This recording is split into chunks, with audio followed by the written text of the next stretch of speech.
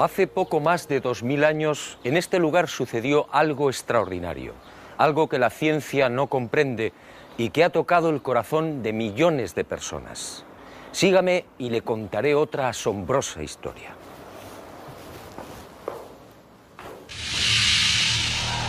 Todo empezó con el ajusticiamiento de un hombre. Fue brutalmente torturado. Fue azotado.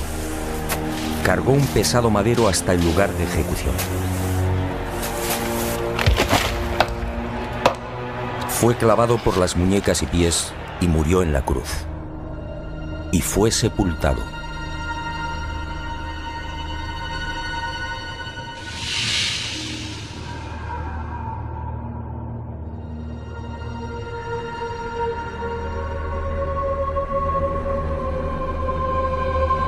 Y sus restos fueron envueltos en un lienzo de lino. Y al poco de morir, algo singular y extraordinario acaeció en el interior de la sepultura.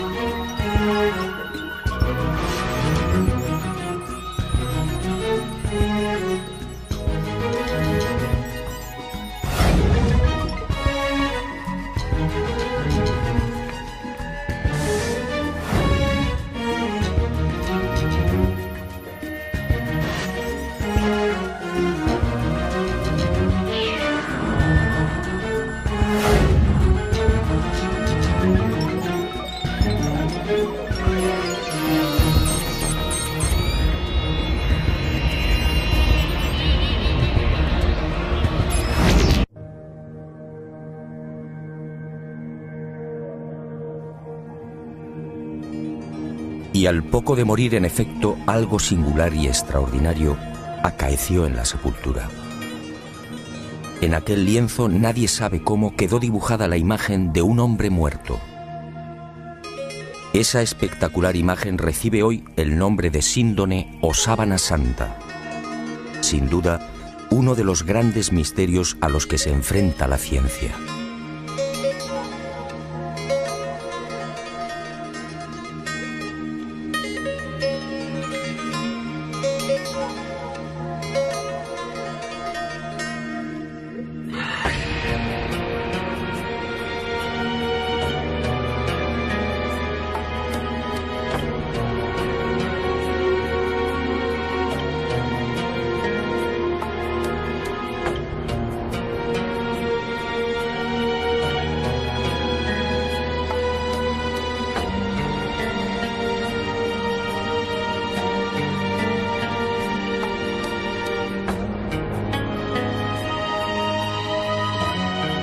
Tras aquel enigmático y trascendental suceso que los creyentes en Jesús de Nazaret identifican con la resurrección, el lienzo de lino desaparece y se ve envuelto en toda clase de leyendas y rumores. Eusebio de Cesarea, por ejemplo, insinúa que la sábana fue sacada de Jerusalén antes del asedio por las legiones romanas de Tito.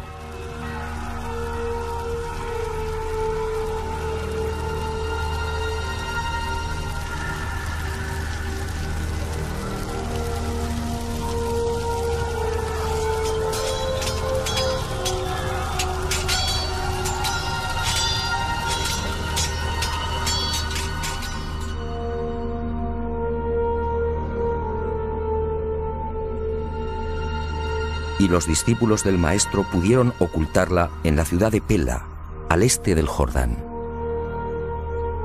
Los evangelios apócrifos, en cambio, señalan otro destino y narran la historia de un rey sirio, Apgar, enfermo de lepra, que al saber de los prodigios de Jesús le ruega que lo cure.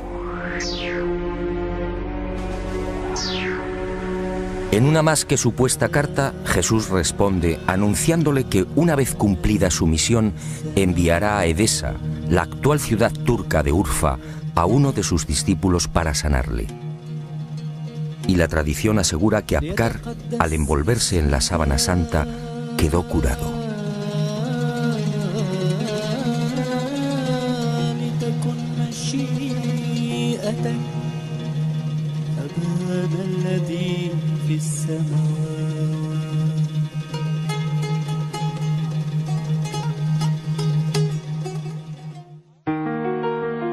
Al margen de estas leyendas, lo que parece más probable es que el lienzo terminara saliendo de Jerusalén por simples razones de seguridad.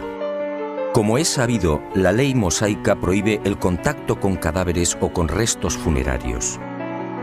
Este era el caso de la sábana santa. En opinión de muchos exégetas, los discípulos de Jesús, al hacerse con el lienzo mortuorio, se vieron en la necesidad de trasladarlo lejos de Israel, ocultándolo en alguna de las nacientes comunidades cristianas de Asia Menor. Y Edesa fue el lugar elegido, quién sabe si por la protección del mítico rey Apgar.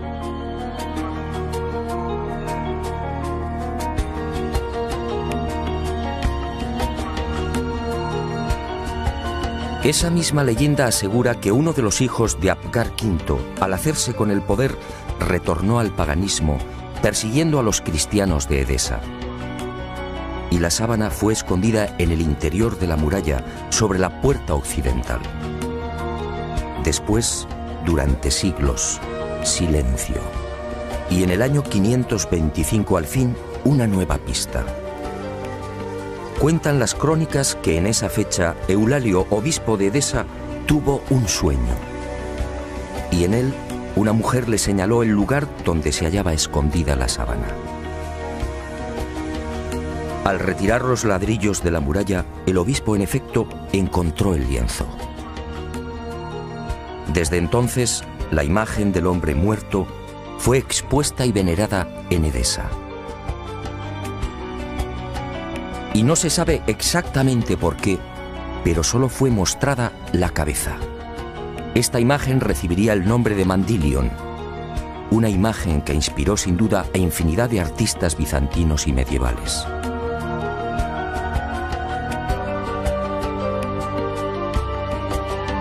Y durante 400 años el lienzo permaneció en Edesa, pero su fama llegó hasta los confines de la cristiandad.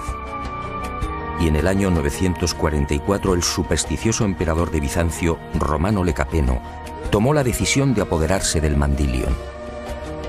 Suponía que así, con la sábana en su poder, obtendría la protección divina. Y un poderoso ejército rodeó Edesa. La sagrada reliquia una vez más sería causa de muerte y sufrimiento. Finalmente, Edesa se rindió y el Mandilion entró triunfante en Constantinopla. Era el 16 de agosto del 944. Allí, en la iglesia de Santa María de Blanquernas, fue expuesta a los fieles todos los viernes. Robert de Clary, soldado y cronista de la mal llamada Cuarta Cruzada, dejó testimonio de ello. Había en Constantinopla, entre otros, un monasterio que se llamaba Nuestra Señora Santa María de Blanquernas, donde se conservaban las síndones en que nuestro Señor fue envuelto, que cada viernes se mostraba vertical, de modo que se podía ver bien la figura de nuestro Señor. Y de nuevo la guerra y el fanatismo religioso silenciaron el ya arduo peregrinaje de la sábana. En la noche del 9 al 10 de abril de 1204, los cristianos atacan Constantinopla. La ciudad arde y la síndone desaparece. No existen documentos que certifiquen su nuevo destino y los nuevos propietarios, pero todo señala a los caballeros templarios como los custodios del lienzo, al menos durante un siglo. No es ningún secreto que la Orden del Temple se funda, entre otras razones, para tratar de reconquistar Tierra Santa y, sobre todo, para poner a salvo determinados símbolos y objetos religiosos. Entre los más importantes, el cáliz de la Última Cena, el Arca de la Alianza y, sobre todo, la Sábana Santa.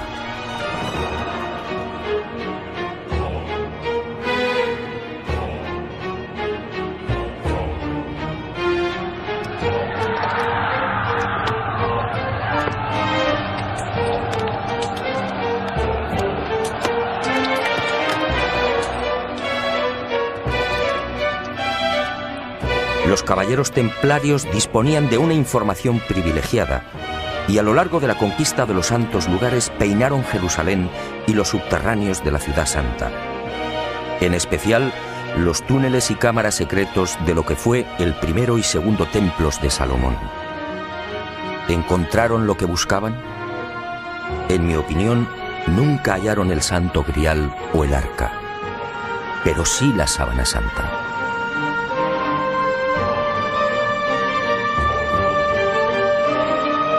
Se sabe que las múltiples reliquias reunidas por los templarios permanecen en la fortaleza de San Juan de Acre, en la costa norte del actual Israel, hasta 1291. Desde allí viajan a Chipre, Marsella, Besançon y París. ¿Pudo la Sábana Santa seguir ese itinerario? Es muy probable. Uno de los indicios que apunta a los templarios como los secretos propietarios de la síndone durante 145 años es la acusación por parte de la Santa Sede de venerar a un extraño rostro al que llamaban Baphomet, un rostro sospechosamente parecido al de la Sábana Santa. Esta, entre otras, sería la causa de la persecución y encarcelamiento de la poderosa orden templaria. En la noche del 6 de octubre de 1307, pocas horas antes de la caída de la cúpula templaria, un carro abandona la fortaleza del Temple en las afueras de París. El hombre que lo conduce se protege con una sábana. Los soldados de Felipe IV el Hermoso registran la carga de paja, pero no encuentran nada. Y la síndone que protege al conductor es puesta a buen recaudo. 7 años después, en 1314, Jacques de Molay, gran maestre de la orden templaria, y Godofredo de Charny, su lugarteniente y comendador de Normandía, son quemados vivos en una pequeña isla del Sena. La Sábana Santa sigue sin aparecer, pero sería por poco tiempo. En 1349, 42 años después de la caída del Temple, por orden del Papa Clemente V y del suceso del carro, otro Godofredo de Charny, señor de Lirey, saca a la luz el lienzo con la imagen del hombre muerto. Parece claro que ambos Godofredos de Charny eran parientes. ¿Pudo quedar la sábana en poder del segundo señor de Lirey? Es lógico, ya que la síndone se encuentra bajo su protección.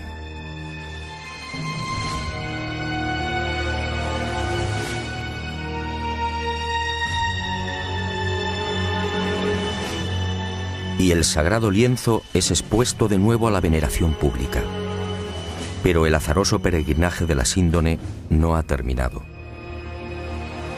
Unos 60 años más tarde, en 1415, Margarita de Charny, nieta de Godofredo y casada con el señor de San Hippolyte-sur-le-Duc, retira la sábana de la colegiata de Lirey. Tiene miedo a los pillajes que ha generado la Guerra de los 100 años. Y el lienzo es trasladado al castillo de San Hippolyte. Al enviudar, la pésima situación económica de Margarita le obliga a exponer la sábana, obteniendo así algunos dineros.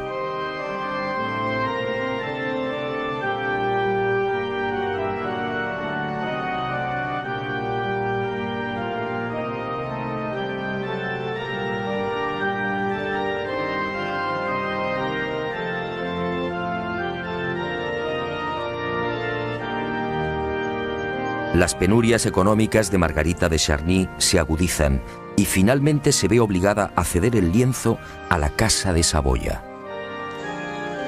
El 22 de marzo de 1453 se firma en Ginebra el contrato de cesión. A partir de ese momento y hasta 1983, la síndone sería propiedad de los Saboya. El 18 de marzo de ese año, los herederos de Humberto II de Saboya, ex rey de Italia, entregarían la sábana santa al Vaticano. Y el lienzo, como si de una maldición se tratase, continuó peregrinando de castillo en castillo. Por fin, en 1502, reposaría temporalmente en Chambéry. Fue en esta capilla en la noche del 3 al 4 de diciembre de 1532 donde la sábana santa estuvo a punto de ser destruida. Se declara un pavoroso incendio provocado al parecer por los calvinistas y la urna de plata que contiene la reliquia, regalo de Margarita de Austria en 1509, es retirada en el último momento. El fuego alcanza a la urna y varias gotas de plata fundida queman y traspasan los 48 pliegues en que se hallaba doblado el lienzo.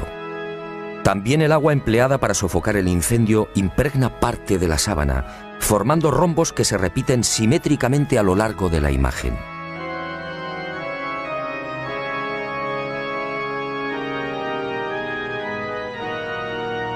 Y las monjas clarisas de Chambéry remiendan los desperfectos y cosen un forro en la parte posterior del lienzo.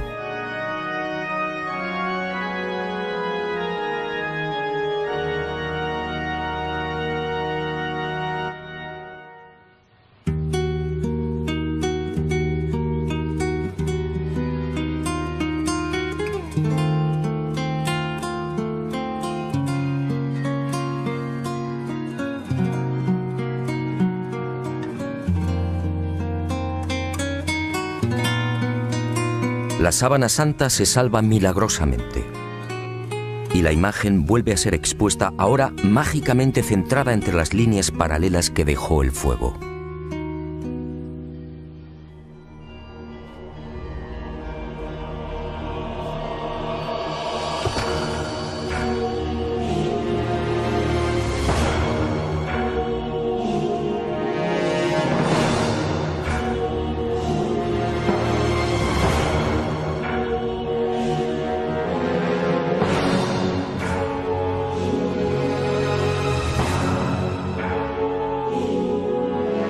Y el peregrinaje de la síndone toca a su fin.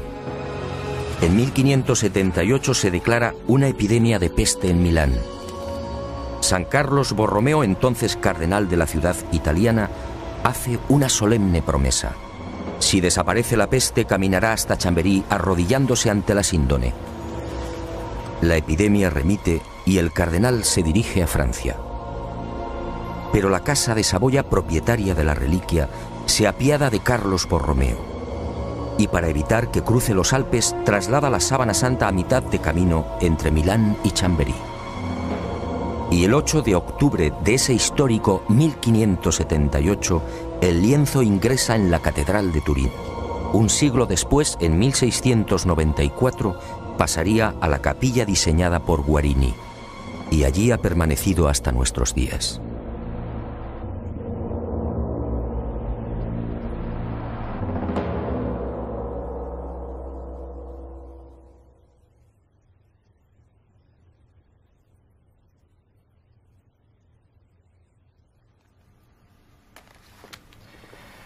Evidentemente, a la vista de estos testimonios históricos, nadie debería dudar de la autenticidad de la sábana santa. Aún así, en septiembre de 1988, una noticia conmocionó al mundo. El carbono 14 arrojó una datación sorprendente. El tejido analizado, según dijeron, era medieval. Y los científicos situaron la época de su elaboración entre los años 1260 y 1390. Esto, de ser cierto, significa sencillamente que la imagen del hombre muerto es una falsificación. Y los medios de comunicación, con una lamentable falta de rigor, propagaron el suceso. De inmediato, otros científicos reaccionaron, poniendo en tela de juicio la bondad del carbono 14. Poco a poco salieron a la luz hasta 26 irregularidades en los procesos de datación efectuados por los 3 laboratorios. Y se habló incluso de complot. Pero la prensa ignoró esta segunda parte.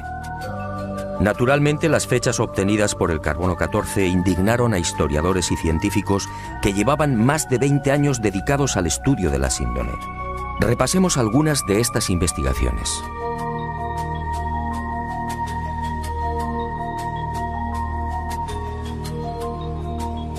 El fotógrafo turinés Secondo Pia recibe el encargo de la Casa de Saboya de tomar varias imágenes de la Sábana Santa. Son las primeras fotos de la síndone.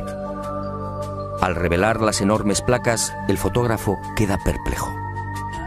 Los negativos en realidad son un positivo. Y el mundo contempla por primera vez el auténtico rostro y la imagen real del hombre muerto. La síndone, por tanto, es un negativo fotográfico. ¿Había fotógrafos en los siglos XIII y XIV? Un primer grupo de expertos examina la síndone y toma muestras de los hilos de lino. Nuevas sorpresas. No hay pintura, tintes ni pigmentos. Nadie se explica la formación de la imagen. El profesor Raes del Instituto de Tecnología Textil de Gante analiza estos hilillos y descubre con el microscopio la presencia de fibras de algodón. En Europa no se tejió el algodón hasta finales del siglo XV. La síndone, además, fue tejida a mano y con una textura denominada espina de pescado, una modalidad que llegaría al viejo continente en ese mismo siglo XV.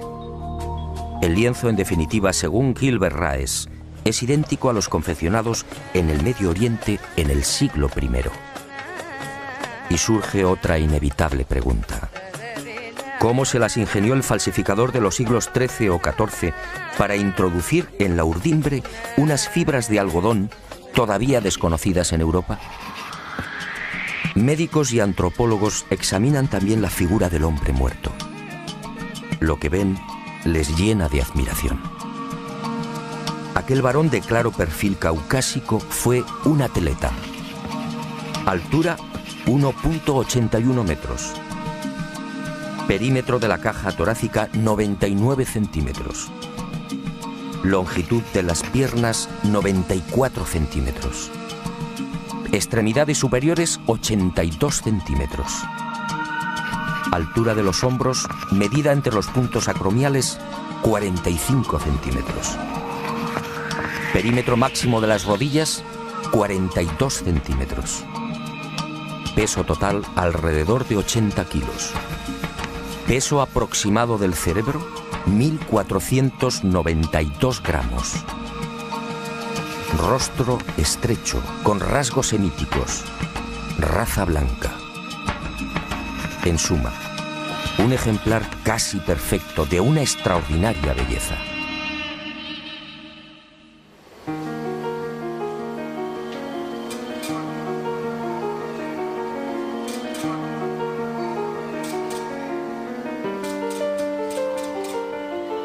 Los científicos tratan de imitar la imagen de la Sábana Santa y utilizan toda clase de procedimientos. Pinturas, soluciones acuosas, calcos sobre cadáveres e impresión al fuego. Los resultados, como es fácil apreciar en estas copias, son decepcionantes.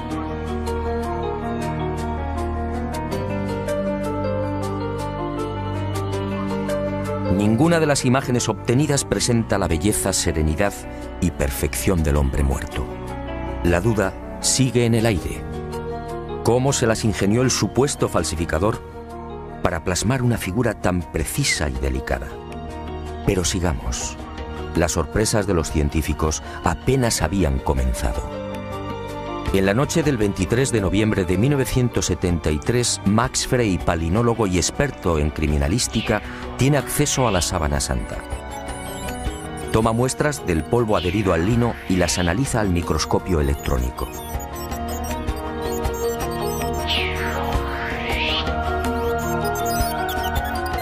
Entre los hilos del tejido fueron apareciendo ejemplares de polen de plantas típicamente palestinas. La asueda fue una de las primeras. Después llegaron otros pólenes de la flora halofita que creció en el Negev y en los estratos sedimentarios del lago de Genezaret hace 2000 años.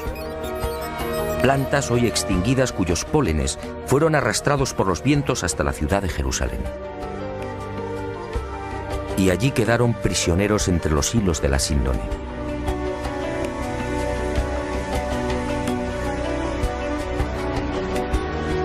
Después descubrió el polen del Linum mucronatum, una planta exclusiva de Turquía, otros 9 pólenes de la región de Anatolia y 12 especies que crecen en Francia e Italia. En total 22 pólenes que certificaban el peregrinaje de la Sábana Santa por Israel, Edesa, Constantinopla, Francia e Italia. En otras palabras, lo que ya sabíamos por la historia. Y vuelvo a preguntarme, si la síndone hace 2000 años recibió el polen de plantas de Israel, ¿cómo se las arregló el falsificador de los siglos XIII o XIV para obtener un polen ya extinguido? ¿Cómo pudo seleccionarlos si el microscopio no estaba inventado?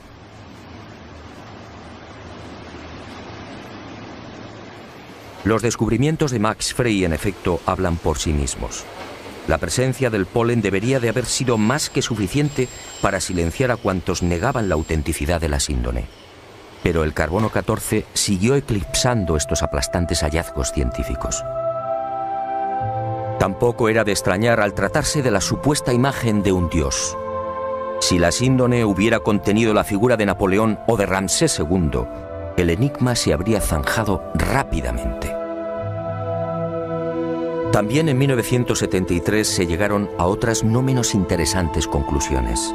En la Sábana Santa no hay un solo indicio de putrefacción. ¿Cómo era posible? Si la imagen era el resultado de la aplicación a la tela de moléculas orgánicas, bien de origen natural o artificial, ¿cómo explicar que el intenso calor generado por el incendio de Chambéry no hubiera modificado su color? Incluso las zonas que estuvieron en contacto con las gotas de plata fundida conservan la misma tonalidad y densidad que el resto. De haber sido una falsificación, esas regiones aparecerían claramente alteradas y descoloridas. Y la ciencia prosiguió su espectacular avance. En octubre de 1978, un nutrido grupo de científicos tuvo acceso a la síndone. Era el proyecto STURP, la mayor parte perteneciente a la NASA. Y la Sábana Santa fue sometida a una minuciosa y amplísima batería de experimentos científicos. Los resultados, una vez más, impresionaron a los especialistas.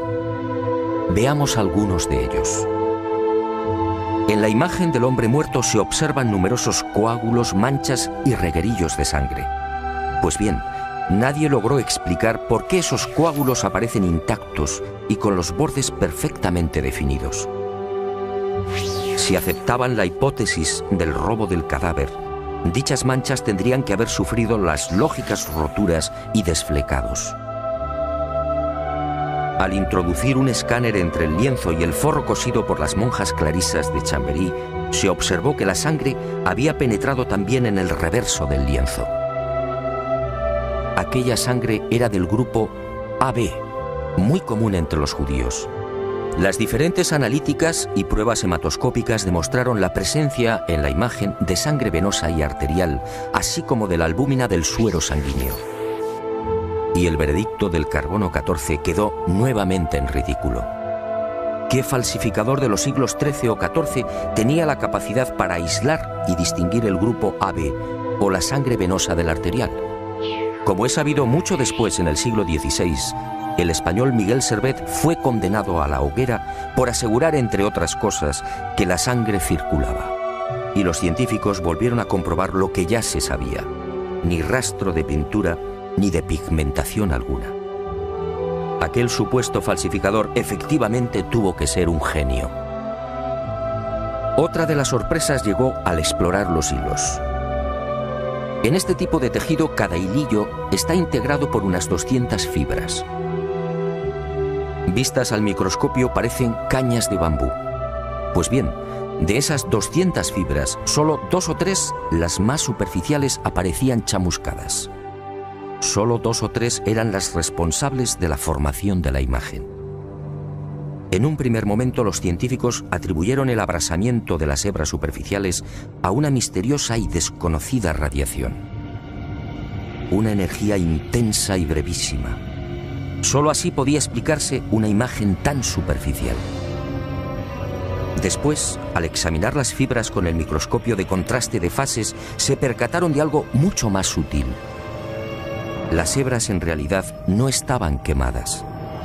Las fibras habían sido deshidratadas, es decir, envejecidas y oxidadas en centésimas de segundo.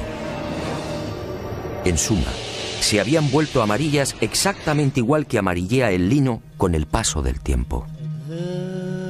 El resto de las fibras, sin embargo, conservaba la frescura y el color más claro, propios de un lino no envejecido artificialmente. Lo que los ojos aprecian en la síndone, por tanto, no es otra cosa que un cambio de tonalidad en las referidas fibras superficiales. Increíble, sí. La imagen del hombre muerto, según los científicos, tiene su origen en un singular mecanismo de envejecimiento.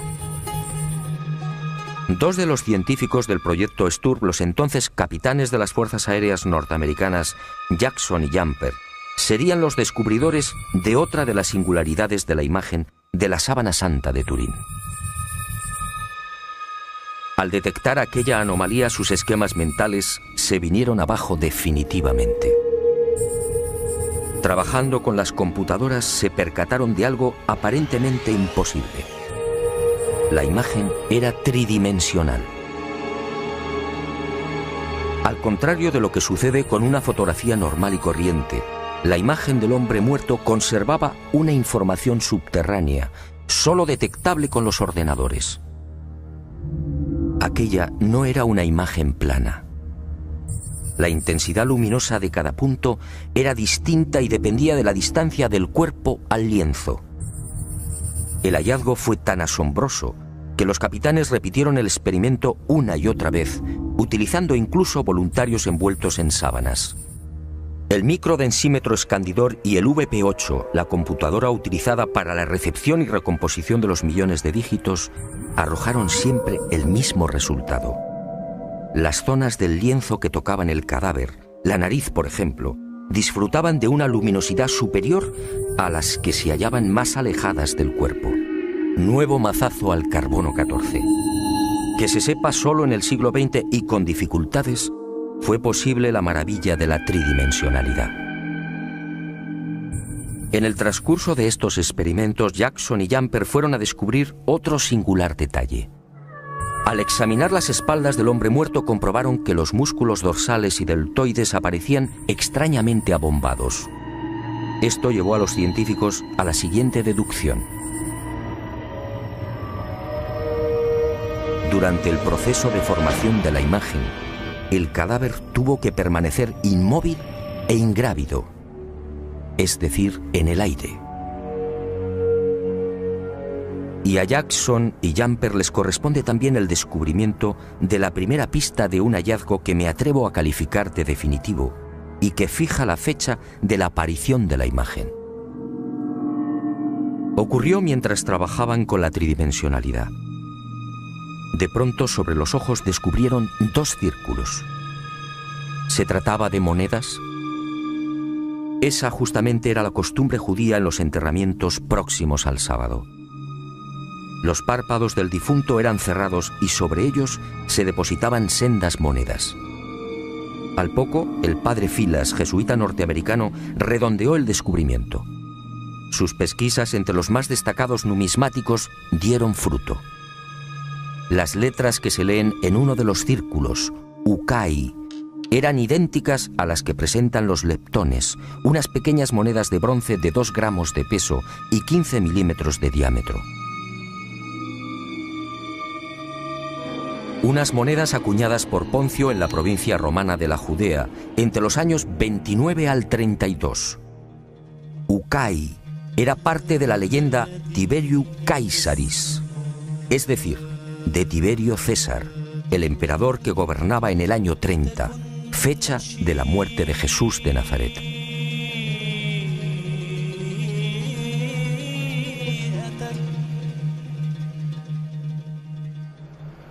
Como hemos visto, hay argumentos y pruebas científicas que demuestran sobradamente la autenticidad de la sábana santa. Alguien hace 2000 años, en aquel sepulcro, manipuló el tiempo e hizo desaparecer el cadáver.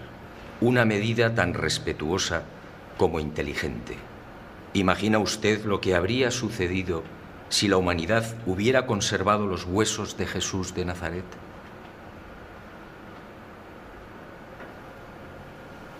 Y esa fuerza desconocida y poderosa que aceleró la descomposición del cadáver, envejeciendo la sábana, nos regaló también una fotografía única en la historia, una imagen que recuerda el horror padecido por aquel hombre.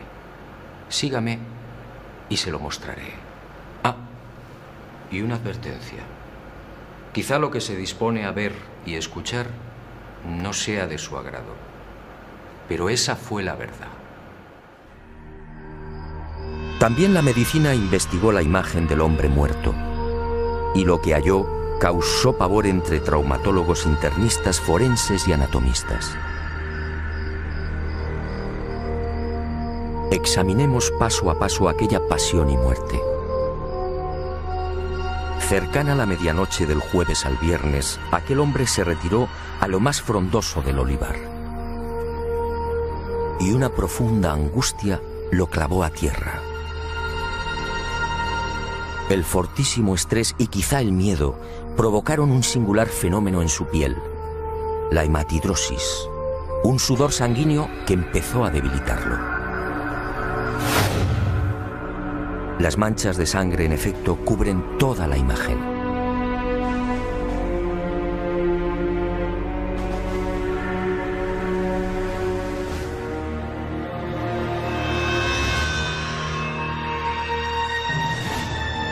Y al estudiar el rostro, los médicos descubrieron otro detalle aterrador. Durante el interrogatorio en la casa de Anás, Jesús no recibió una bofetada como reza la tradición, sino un violento bastonazo propinado por uno de los esbirros del exsumo sacerdote. El palo, de unos 5 centímetros de diámetro, hundió la nariz y provocó un gran hematoma en el pómulo derecho.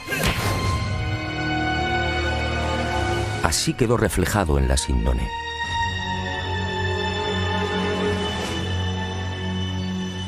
Pero lo peor estaba por llegar. Al examinar las imágenes frontal y dorsal, patólogos y forenses palidecieron. Aquel hombre había sido flagelado brutalmente. Algunos expertos han contado 120 golpes. Otros creen que recibió alrededor de 200. Golpes secos, potentísimos, que afectaron incluso a los testículos y al coxis.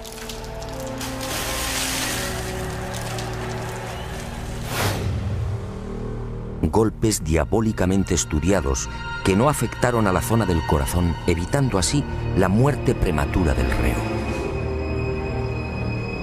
El mapa de los azotes no precisa de mayores comentarios. Los médicos no se explican cómo pudo sobrevivir.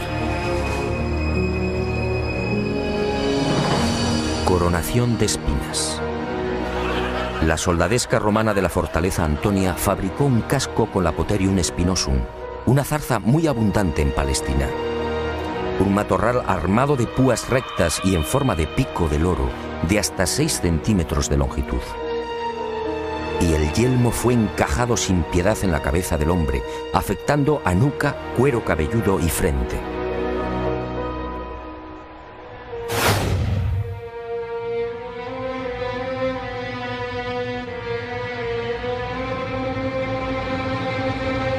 La hemorragia y el dolor fueron igualmente intensísimos.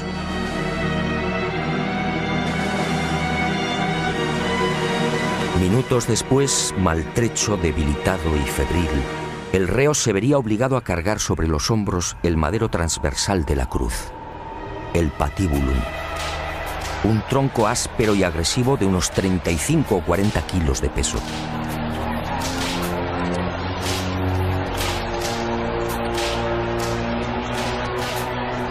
Fue amarrado con una cuerda que a su vez, tras rodear el tobillo, lo vinculó a los 2 terroristas que lo acompañaban hasta el lugar de ejecución.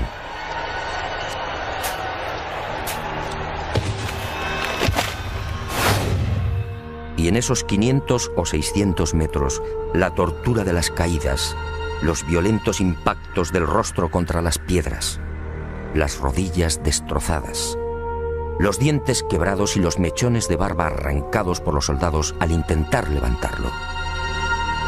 La imagen de la Sábana Santa es fría y certera.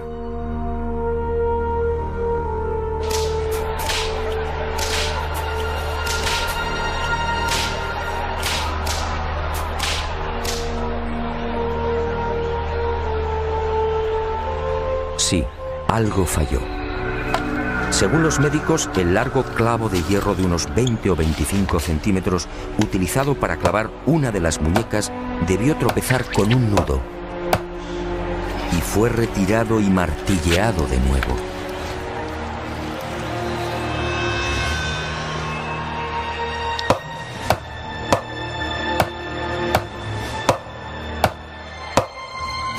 El hombre de la sábana fue atravesado no por las palmas de las manos, sino por las muñecas, bien por el llamado punto de Destot o por la articulación radiocubital inferior. Los clavos rozaron el nervio mediano y provocaron la contracción de los dedos pulgares. Por eso no aparecen en la síndone.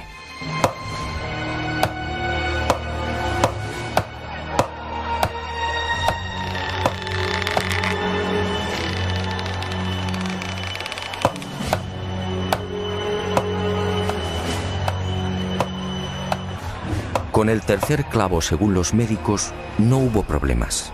Entró limpiamente cosiendo ambos pies al madero vertical. Y la pierna izquierda permaneció flexionada. Así aparece en la imagen de la síndone como consecuencia del rigor mortis. El final se acerca y el suplicio va alcanzando unos límites difíciles de imaginar. El reo necesita respirar. Para ello solo dispone de un sistema: apoyarse en el clavo de los pies y alzarse a pulso milímetro a milímetro, con la ayuda de los clavos que perforan las muñecas. El corazón bombea desesperadamente, alcanzando hasta 180 pulsaciones por minuto. A los 10 o 12 minutos, pérdida de conocimiento. Pero el hombre se recupera. Nueva lucha para obtener un poco de oxígeno. La tetanización gana la batalla. Las piernas quedan inutilizadas. Ahora solo puede alzarse con el auxilio de las muñecas y músculos de los hombros. El cataclismo es generalizado. Finalmente el corazón se rompe. La agonía se ha prolongado durante hora y media. La medicina, perpleja, sigue muda.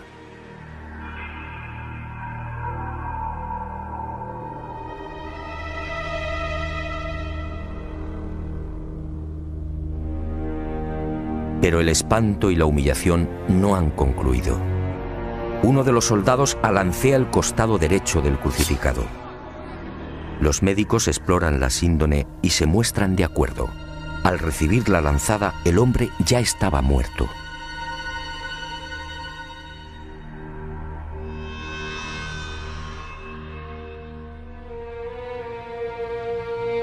La lanza resbaló por encima de la sexta costilla, atravesó pulmón y corazón y abrió la aurícula derecha. Y manó sangre y agua. Sangre de la vena cava superior, agua o líquido seroso del pulmón. Después, en el descendimiento o en el traslado al sepulcro por efecto de la gravedad, la vena cava inferior se vació igualmente. Y ese reguero aparece también en la cintura del hombre muerto.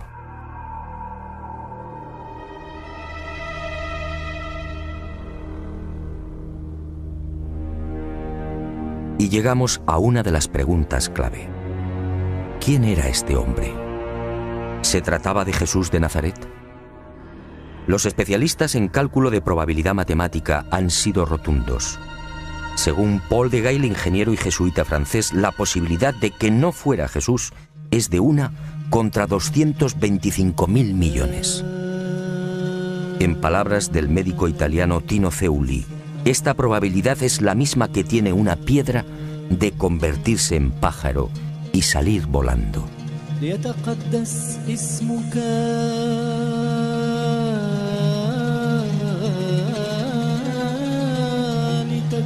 Efectivamente, esta imagen solo puede ser la del hombre que fue torturado y crucificado en Palestina hace 2000 años.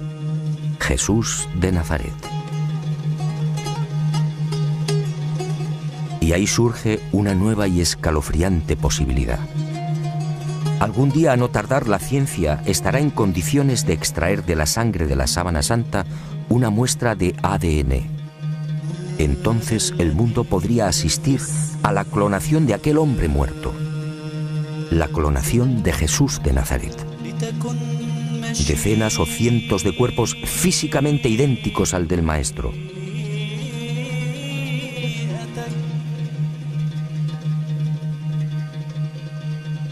Y desde algunos sectores de la Iglesia se han alzado voces de advertencia.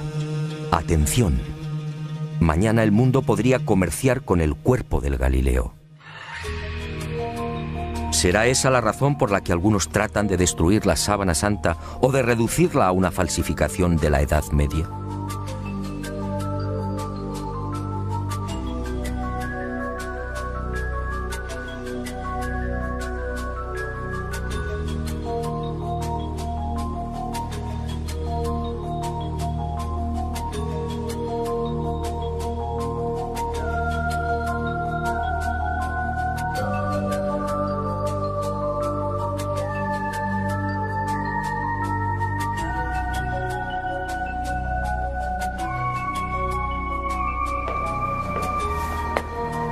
Ahora lo sé.